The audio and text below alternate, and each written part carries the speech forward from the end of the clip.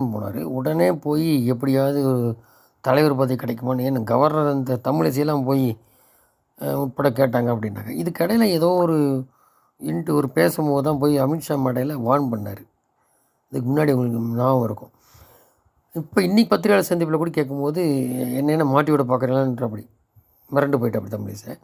இப்போ இதெல்லாம் ஒரு பக்கம் இருக்குன்னா, இப்போ எப்படி தலைவர் ஆகணும்னு போய் எல்லோரும் பார்த்து முட்டி மோதி வந்துட்டாங்க. இப்போ சீனியர் ராஜா தான் அந்த பொறுப்புக்கு போட்டிருக்காங்க, வர முடியும்.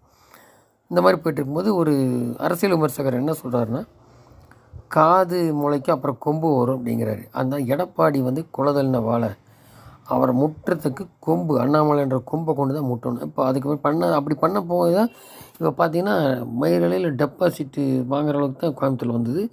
ஒரு 12 இடத்துல டெபாசிட் இதில் பார்லிமெண்ட்டில் போயிடுச்சு. 2ஆம் இடம் வந்தாச்சு பிஜேபி. இதுக்கு இந்த 26ல் தேமுதிக அங்கே